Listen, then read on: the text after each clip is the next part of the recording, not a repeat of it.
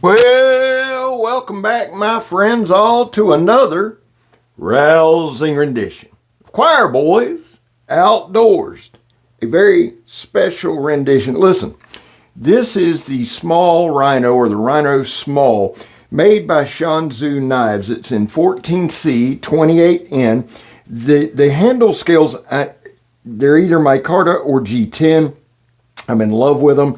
I want to say micarta, but as soon as I do that, I'll be wrong, and I don't like doing that. Here's the other side. I don't look up knives before I do the review. May not be the smartest way, but I like to kind of get into the designer's head. Now, Eric Outer from Outer Limitless Knives is the designer. I've known Eric for quite a while. I love his designs because he thinks out of the box. Now, there are 4 things that I love about this cleaver. Of course, he sent me his idea behind it before I had time to ask him not to do that. And that's all right. Love you, Eric. Appreciate you.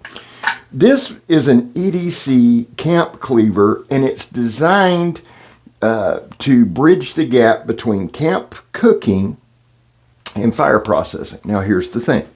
4 things. Let me go over them real quick. First of all is the handle. Love the handle.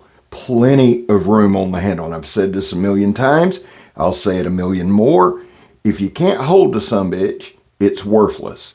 This knife, I really believe, and what I'm going to do is I talk about each thing that I love, we're going to measure it. So the handle scales, now we're measuring the actual handle scales, it is full tang, is actually, the handle scales are actually right at 5 inches. So the inner grip where your knuckles rest are 4 1/4. Just about any hand on the planet is able to hold this. The thickness is right at 7/8 of an inch of the palm swell. So your handle's about 7/8 inches thick across the back. We've got 4 1/4 on the inner grip. Anybody can hold this knife. The edges are rounded. Now, they did leave a place. They left a, looks like an 1.5 inch swath of the spine at 90 degrees, or they made it 90 degrees so you could strike a ferro rod. Let's go 5 things. So I love the handle scales. I love the feel of the handle. Everything's rounded and it contours. They sent it razor sharp. That's very, very important. Especially if you're anytime you get a knife, the sharper the knife is, the more you can do with it. I am a firm believer in that. So there's 2 things: the handle, the sharpness. A lot of cleavers, I feel like they screw up when somebody tries to design a camp cleaver and they do not add a tip. Eric not only designed in a tip, it's kind of reinforced, so it's a stronger tip, okay? I like that. There's 3 things right there that I adore, and there's another one, and if I could think of it, I'd tell you. I had them all. I had my whole outline. It'll come to me. But the edge.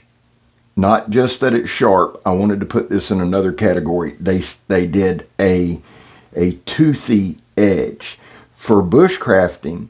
For bushcrafting and camping, I just don't think anything beats a toothy edge for the amount of work you can do. Now, you're welcome to disagree with me there in the comments, but my experience is a toothy edge. It's not great in every situation or the best in every situation, but I feel like here it is. So they send us a razor sharp edge, but a toothy edge so it can continue to work. Feels great in the hands. Now, right here, and it's a little thinner behind the edge, so you're going to get a little more slicey. And I say this every damn video.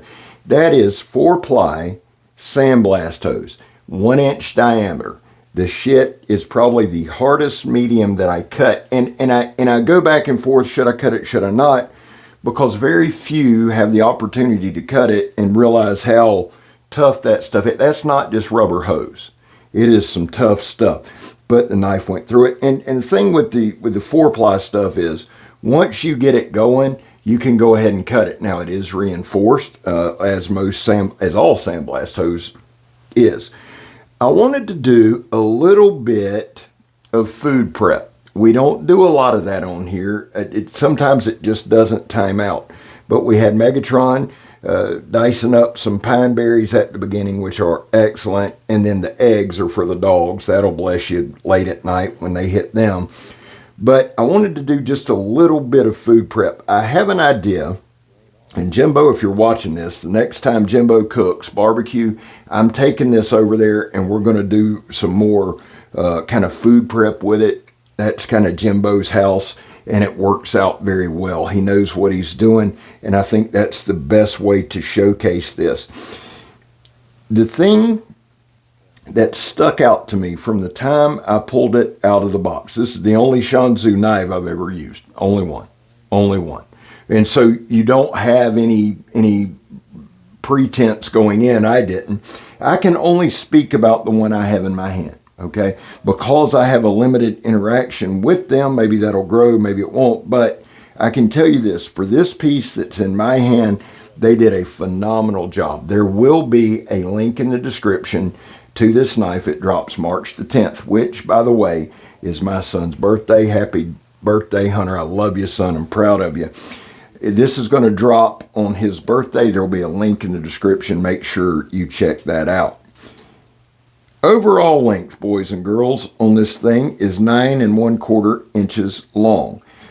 We have a blade length of right at 4 1/8. Now I'm pulling these as we go, and that's from the tip to the top of the handle scales, 4 1/8. Your cutting edge is 4 inches. So you got a lot of cutting edge there. That's something that sticks out to me. The blade width, not thickness, but width, is 1 5/8 inches, which is going to make something like this super slicey. The blade stock itself, let's see if we can get a good measurement here.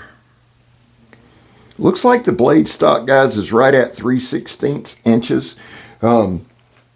So you've got something durable. Now down, it tapers down as it gets near that point, but right about midway on the clip, it goes down to 1/16 and then tapers down.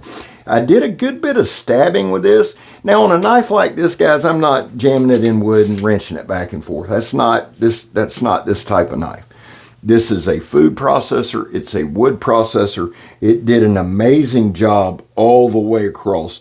I cut up a lot of that ratchet strap, and I did the long kind of pinch grip pull down, kind of to emulate maybe some skinning. Again, we'll get more food prep on this. Overly impressed, not only with the toothy edge, not only the sharpness, the edge retention held up very well throughout this thing. And here's the deal, guys. Megatron at the beginning was actually the last thing other than paper that was cut. So before she would cut the food, I cleaned the knife off, right? So I thought, well, I'll put that at the beginning. But it actually sliced and diced like that after cutting all of this stuff up, after making quick work of everything. Tomorrow, because of it dropping, I'm going to take it with me. I'll probably slice a sandwich with it. I might stab some tires with it. But I love it. I also love that they went and gave you that spot for a 90-degree spine. And they did it up near where it clip points out. And that, just bear with me on that. So what did I say? 1.5 inches, 2 inches there of 90-degree spine. But right above the handle scales, it's nice and rolled. So if I go in kind of a fencing grip, I can easily put pressure. There's no way it'll cut me. It feels amazing in hand. Now, I edited that part right there because, son, I threw sparks all over the forest. It took me about 2 minutes to get the fire started. That was my fault, not the knives. It's got a really nice 90-degree spine. And here we're just showing a little bit of versatility. I say this kind of as a preemptive thing every video. I don't do a lot of real life batoning. In Florida, the reason that you would do it in Florida is this. There's plenty of smaller limbs everywhere. However, if you go to start a fire, most of the wood here is wet. I live in Northeast Florida. humidity. It's the swamp ass capital of the world. And I've seen videos and camping videos of guys, you know, in New Zealand and up north and different parts of the country. It can be just a blizzard, and they go get a piece of wood and just crack it open and it'll burn for days. That ain't the case here. A bird can fly over and piss on the ground, and a limb is inundated. So we use some light batoning, nothing huge, but some light batoning to get to the dry wood on the inside. And here we just made a quick tent stake, Puji stick, whatever you want to call it. The knife is a fun knife to use. It's under $100. I'll put the link in the description. I want to say it's 80.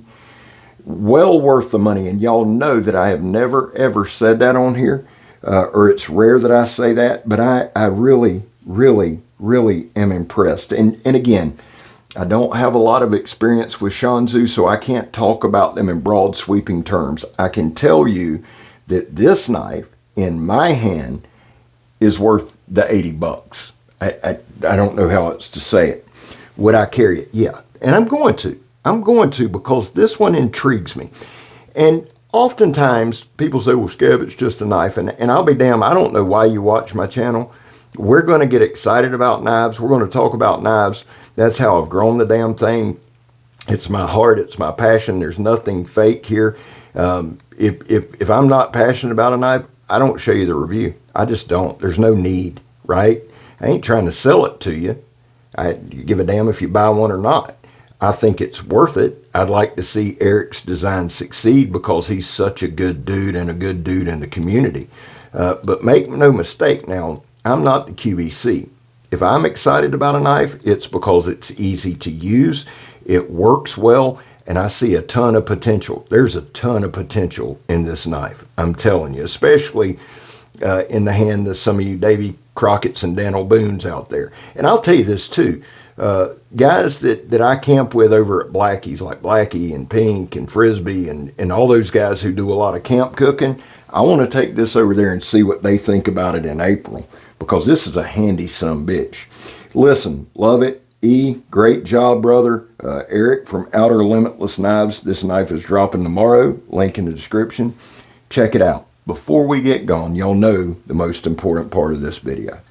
Guys, there was a time in this country where 22 veterans a day took their own lives. Now, stats are everywhere. On the weekend, it just goes through the roof. And that 22 is a very general number. The actual number runs anywhere from 15 to 29. Holidays and weekends, it jumps higher than that, which is just astounding. That's why here on this channel, we focus on the number 0. Anything over 0 is simply unacceptable. Vets, I love you. You have a place here. You're welcome here. I back the blue.